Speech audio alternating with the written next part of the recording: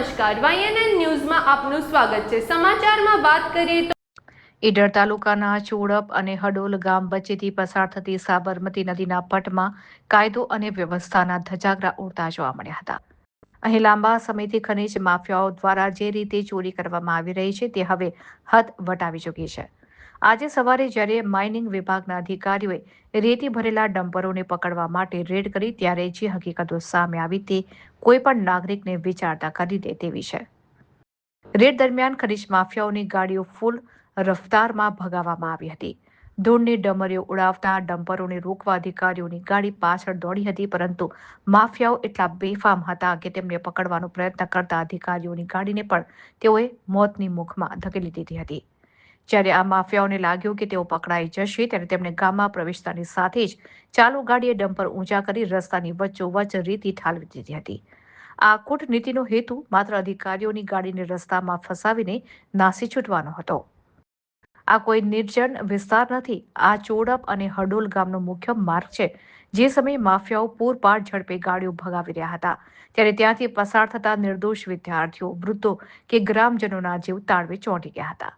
આ માફિયાઓને પર્યાવરણ કે માનવ જિંદગીની કોઈ પરવા નથી। તેમના આ કૃત્યથી જો કોઈ ગંભીર અકસ્માત સર્જાયો હોત તો તેની નૈતિક જવાબદારી કોની હોત? સૌથી મોટો અને ગંભીર મુદ્દો એ છે કે આ વિસ્તારમાં છેલ્લા ઘણા સમયથી લાખો રૂપિયાની રેતીની ચોરી થઈ રહી છે।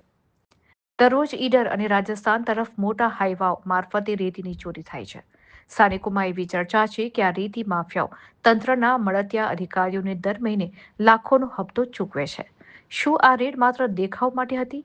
જો અધિકારીઓ ખરેખર ઈચ્છતા હોત તો શું આ માફિયાઓ આટલી હિંમત કરી શક્યા હોત? જ્યારે અધિકારીઓ સામે જ આ પ્રકારનો વ્યવહાર થાય ત્યારે સમજવું રહ્યું કે ક્યાંક ને ક્યાંક આ હપ્તા સિસ્ટમ જ આ માફિયાઓને પ્રોત્સાહન આપી રહી છે। આજે સાબરમતી નદીના પેટાળને લૂંટતા આ માફિયાઓએ કાયદાના રક્ષકોને જ રસ્તામાં ફસાવીને તેમની મજાક ઉડાવી છે। આજુબાજુના ગામના લોકો માંગણી કરી રહ્યા છે કે આ સમગ્ર ઘટનાની ઉચ્ચ સ્તરીય તપાસ થાય અને રેતી ચોરોની સાથે તેમને છાવરતા અધિકારીઓનું પણ નામ જાહેર થાય। ચોડપ અને હડોલ વિસ્તારમાં થતી આ રેતી ચોરી પર કાયમી ધોરણે રોક લગાવવામાં આવે।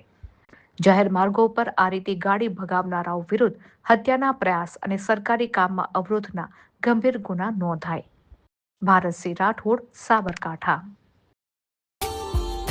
Subscribe now and press the bell icon. Never miss an update.